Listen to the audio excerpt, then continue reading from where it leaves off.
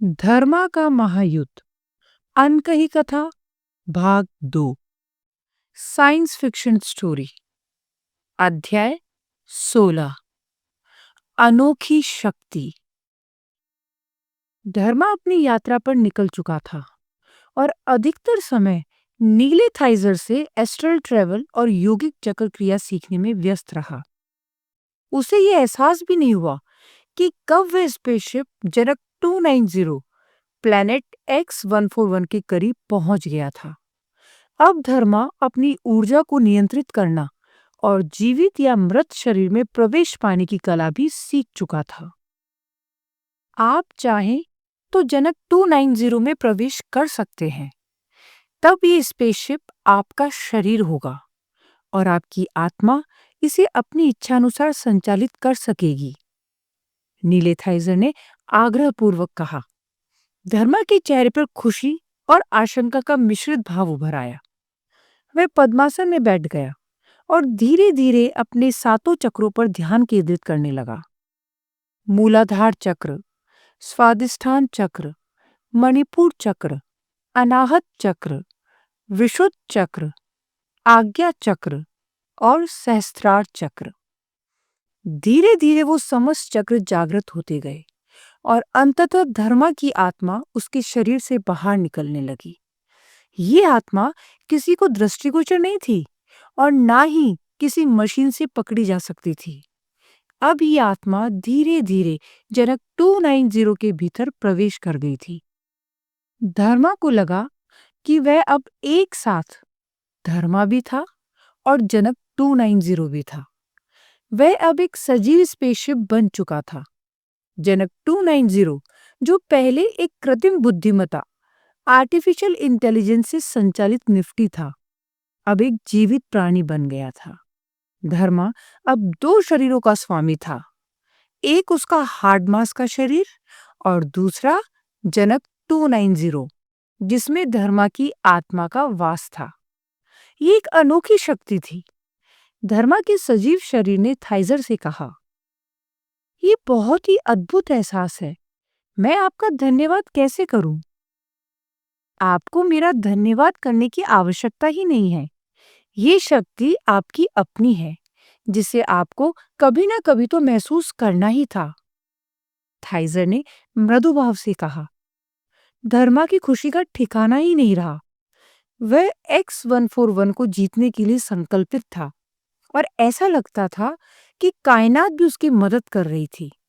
नीले थाइजर से मिलना और अपनी इस अनोखी शक्ति का एहसास होना, जो इस त्रिआयामी दुनिया में और किसी के पास नहीं थी, धर्मा के लिए ये एक बहुत ही महत्वपूर्ण मोड़ था। जनक 290 में प्रवेश के बाद उसे वह सब ज्ञान मिल गया जो पहले उसे नहीं मिल सका था। उसने जनक 290 के न्यूरल सिस्टम को समझने की कोशिश की थी, लेकिन वो कोशिश उसे मृत्यु के करीब ले आई थी। पर अब आत्मा के इस ट्रांसमाइग्रेशन के कारण उसे बिना किसी परेशानी के वह सब ज्ञात हो गया था जो जनक 290 जानता था।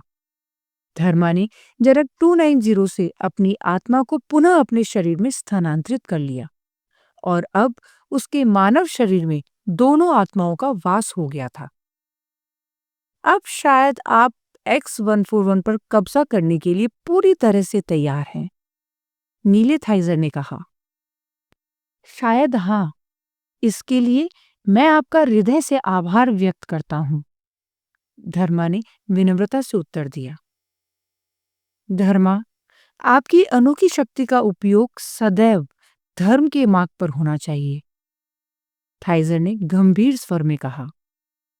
हाँ महान थाइजर, मैं भली भांति जानता हूं कि शक्ति का दुरुपयोग वरदान को अभिशाप में बदल देता है, धर्मा ने सहमति में सर हिलाते हुए कहा।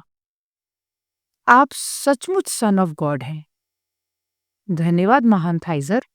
अब हम X141 पहुंच गए हैं, धर्मा ने जनक 290 के कमांड रूम की स्क्रीन की ओर देखते हुए कहा। हाँ सन ऑफ गॉड, अब आपको वह योजना बनानी होगी जिससे आप X141 पर अपना आधिपत्य स्थापित कर सकें, थाइजर ने मृदु स्वर में उत्साहित होकर कहा। वो योजना मैं पहले ही बना चुका हूं महान थाइजर, और इसे क्रियान्वित करने के लिए मुझे आपकी सहायता की आवश्यकता है। मेरी आवश्यकता? बताइए, मैं क्या कर सकता हूं आपके लिए? आप इस ग्रह पर अपनी रिसर्च के लिए आए थे। हाँ, और मैं अपनी रिसर्च पूरी करके प्लेनेट जॉन जा रहा था जब आपने मुझे अपनी निफ्टी में शरण दी, थाइजर ने याद दिलाया। इसीलिए मुझे आपके इस शरीर में प्रवेश करना है। हाँ हाँ हाँ हाँ, समझ गया। आपको प्लेनेट X141 की जानकारी चाहिए, जो मैंने इस ग्रह पर रहकर एकत्रित की है, थाइजर ने मुस्कुराते हुए कहा। जी हाँ, महान थाइजर। बिल्कुल सन ऑफ गॉड। अधिकतर जानकारी तकनीकी है, लेकिन कुछ आपके लिए लाभप्रद सिद्ध हो सकती है। जी महान थाइजर। वैसे एक बात और, थाइजर ने कहा। क्या महान थाइजर? सन ऑफ गॉड, आपको किसी की भी परमिशन की आवश्यकता नहीं है। आप अपनी ऊर्जा को जब चाहें किसी भी व्यक्ति या वस्तु में प्रवेश करवा सकते हैं। हाँ महान थाइजर, मुझे ये एहसास है, परंतु आप मेरे गुरु हैं, और गुरु की आज्ञा के बिना उनके शरीर में प्रवेश करना सबसे बड़ा अपराध होता है, धर्मा ने आदरपूर्वक कहा। आप धन्य हैं धर्मा, आप मुझ में प्रवेश कर सकते हैं, थाइजर ने अनुमति देते हुए कहा। धर्मा ध्यान मग्न हुआ और एक ही पल में उसकी एक एनर्जी उस थाइजर में चली गई। अब वो धर्मा के साथ साथ वो थाइजर भी स्वयं ही था। थाइजर एक ऐसे प्राणी थे जो शुद्ध आत्मा के रूप में अस्तित्व में थे। वे सामान्यतः एक नीली चक्री के रूप में अनंत अंतरिक्ष में विचरण करते थे, लेकिन जब चाहे प्रकाश की किरण बनकर प्रकाश की गति से एक स्थान से दूसरे स्थान तक जा सकते थे। वे किसी भी रूप या आकार को धारण कर सकते थे। जब धर्मा की आत्मा थाइजर की आत्मा में विलीन हुई, तो धर्मा को इस मिलन के परिणाम स्वरूप होने वाले ज्ञान का अंदाजा ही नहीं था, परंतु ऐसा प्रतीत होता था कि ब्रह्मांड स्वयं धर्मा पर कृपा कर रहा था। बिना किसी विलंब के धर्मा को थाइजर द्वारा वर्षों में अर्जित सभी ज्ञान और सूचनाएं प्राप्त हो गई थी। थाइजर सृष्टि के आरंभ से ही अस्तित्व में थे और सृष्टि के अंत तक विद्यमान रहने वाले थे। हालांकि धर्मा को आत्मा की इस विलय से ये रहस्य भी ज्ञात हो गया कि वह चाहे तो थाइजर को नष्ट भी कर सकता था। थाइजर की आत्मा जो शुद्ध ऊर्जा थी, यदि उसे उसकी मूल इकाई या परम इकाई से अलग कर दिया जाए तो वह समाप्त हो सकता था। इस प्रकार की शक्ति अब केवल धर्मा के पास ही थी। केवल वही अपनी आत्मा को थाइजर में प्रवेश करवाकर उस शुद्ध ऊर्जा को आदेश दे सकता था कि वह अपनी परम इकाई से अलग हो जाए, जिससे थाइजर का अस्तित्व ही समाप्त हो जाए। जिस प्रकार मनुष्य की आत्मा को उसके शरीर से अलग कर दिया जाए तो वह आत्मा ब्रह्मांड में विलुप्त हो जाती है, वैसे ही थाइजर की परम इकाई को अलग कर देने पर वह शुद्ध ऊर्जा भी मृत शरीर की तरह हो जाती थी और उसकी परम इकाई भी ब्रह्मांड में लुप्त हो जाती थी। धर्मा अब उस रहस्य से अवगत हो गया था जिसे पूरे ब्रह्मांड में कोई नहीं जानता था। न केवल उसके पास आत्मा के परकाया प्रवेश की शक्ति थी, बल्कि वह एकमात्र ऐसा प्राणी बन चुका था जो किसी भी थाइजर को नष्ट कर सकता था। ये उपलब्धि नोकोविक जैसे महाशक्ति के लिए भी संभव नहीं थी। अब नोकोविक के समक्ष मर्गल के साथ साथ धर्मा जैसा एक और शक्तिशाली दुश्मन खड़ा हो चुका था। धर्मा धीरे धीरे इतना ताकतवर बन रहा था कि वो नोकोविक को भी झुका सके। ये युद्ध अत्यंत विस्मयकारी और अद्भुत होने वाला था। धर्मा की अनोखी शक्तियों से अनजान नोकोविक इस समय इरिट्रिया में था। वीवो एक एंजेलन अपने पंखों को कसकर दबाए हुए सतर्क मुद्रा में नोकोविद के सामने खड़ी थी। आमतौर पर नोकोविद इरिट्रिया की क्लाउड बिल्डिंग में रहता था, लेकिन आज वह इरिट्रिया ग्रह से लगभग 1000 किलोमीटर ऊपर ऑर्बिट में स्थित कॉज के मुख्यालय में था। वीवो, वह प्राणी तुम्हें मूर्ख बनाकर चला गया, नोकोविद ने गंभीर स्वर में कहा। वीवो ने कोई उत्तर नहीं दिया। नोकोविद के चारों ओर विभिन्न ग्राफ, डेटा और अनेक समीकरण चमक रहे थे। अगर तुम उस धूर्त के बहकावे में नहीं आती, तो ये साधारण सी बात नहीं चूकती कि स्पेसशिप ने इरिट्रिया की धरती से उड़ान भरी थी। नोकोविद का स्वर उग्र था। वीवो को अब अपनी गलती का एहसास हो रहा था। उसने धर्मा को स्कैन भी किया था, जनक 290 का नाम चेक किया था और डेटाबेस से मिलान भी किया था, लेकिन वह इस महत्वपूर्ण तथ्य को नजरअंदाज कर गई थी कि अगर स्पेसशिप मेजोल के भंवर में फंसा था, तो वह इरिट्रिया पर पहले नहीं हो सकता था। यदि वह उड़न पथ पर ध्यान देती, तो वह भी समझ जाती कि धर्मा झूठ बोल रहा था। पर अब बहुत देर हो चुकी थी। नोकोविद उसे क्षमा नहीं करेगा। तुम्हें नौकरी से निकाला जाता है, नोकोविद गुस्से में बोला। उसे ऐसे मूर्ख और लापरवाह लोग बिल्कुल भी पसंद नहीं थे। वीवो के पंख डर के मारे फड़फड़ा रहे थे। नोकोविद का व्यक्तित्व ऐसा था कि उसकी उपस्थिति में अत्यंत शक्तिशाली प्राणी भी सहम जाते थे। वीवो की क्या ही बिसात थी। फिर भी उसने धीरे से कहा, सर, मुझे सिर्फ एक मौका दीजिए, मैं धर्मा को पकड़कर आपके सामने लाऊंगी। नोकोविद ने गहरी नजर से वीवो को देखा। उससे एक बड़ी गलती हो चुकी थी, लेकिन उसके चेहरे पर दृढ़ता नजर आ रही थी।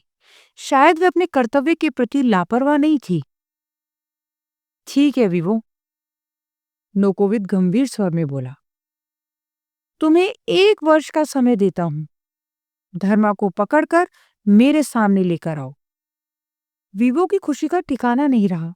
उसे 1 वर्ष की मोहलत मिल गई थी और उसकी नौकरी अब कुछ समय के लिए सुरक्षित थी। नोकोविद उसकी खुशी देखकर समझ गया कि वह इस चुनौती के लिए तैयार थी। फिर भी वो उसकी परीक्षा लेना चाहता था। बताओ वीवो, तुम्हारा पहला कदम क्या होगा? सर, मैं सबसे पहले उस स्थान पर जाऊंगी जहां से इस निफ्टी एमवी कैरेस्टोर ने उड़ान भरी थी। उससे क्या फायदा होगा? सर, उससे ये फायदा होगा कि मैं उसके आसपास के इलाकों को छान सकूंगी। अगर धर्मा ने वहां से उड़ान भरी है, तो वहां जरूर कुछ ऐसा होगा जो मुझे उसके बारे में हिंट दे सके। ओके, फिर क्या करोगी तुम? सर, फिर मैं चेक करूंगी कि एमवी कैरेस्टोर में जो मियान द्रव्य भरा गया था, वो कहां से भरवाया गया था। काफी संभावना है कि इरिट्रिया में ही किसी स्टेशन से वो फ्यूल भरा गया होगा। बहुत अच्छी शुरुआत है, नोकोविद ने थोड़ा प्रशंसात्मक स्वर में कहा। उसने आगे गंभीर स्वर में बोला, ये कोई साधारण स्पेसशिप नहीं था। तुम ये भी जांच सकती हो कि इरिट्रिया पर कौन कौन से सर्विस स्टेशन ऐसे हैं जहां इस एचटीएम स्पेसशिप की मरम्मत हो सकती है। वीवो थोड़ी देर सोच में पड़ गई। उसने इस बात पर ध्यान ही नहीं दिया था कि एमवी कैरेस्टोर शायद इरिट्रिया में मरम्मत के लिए लाया गया होगा, लेकिन सवाल ये था कि वह स्पेसशिप इरिट्रिया में मरम्मत के लिए क्यों लाया जाएगा। नोकोविद ने वीवो के चेहरे पर चिंता की लकीरें देख ली थी।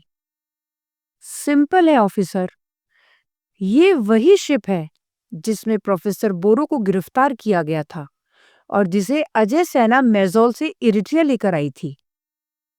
वीवो उलझन में पड़ गई थी। डायस भी चौंक गया था।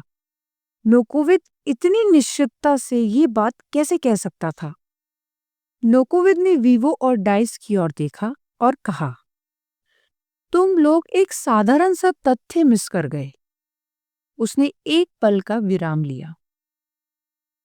वीवो, अगर तुमने थोड़ी और बारीकी से विश्लेषण किया होता तो तुम्हें पता चल सकता था कि मेजोल में जिस स्पेसशिप में आतंकवादी बोरो को गिरफ्तार किया गया था उसमें भी एक विदाउट चिप प्राणी का ट्रेस मिला था। वीवो और डाइस दोनों ही ये सुनकर दंग रह गए। नोकोविद ने इतनी जल्दी और इतनी बारीकी से सारे तथ्यों की जांच कैसे कर ली थी? वीवो को समझ में आ गया कि उसने धर्मा को बहुत ही जल्दी छोड़ दिया था। शायद वह धर्मा के माइंड गेम्स में फंस गई थी और उसका शिकार बन गई थी। कोई बात नहीं, अब तुम्हारे पास एक दिशा है। मुझे धर्मा ला कर दो, नोकोविद ने गंभीर स्वर में कहा। वीवो को अब किसी भी कीमत पर 1 वर्ष में धर्मा को पकड़ना था। उसे सिर्फ अपनी नौकरी बचाने की परवाह नहीं थी, बल्कि वह नोकोविद को दिखाना चाहती थी कि वह कोई साधारण ऑफिसर नहीं थी जिसके साथ कोई भी छल करके जा सके। धर्मा इस पूरी फ्रान गैलेक्सी में जहां भी हो, वीवो उसे पकड़ ही लेगी।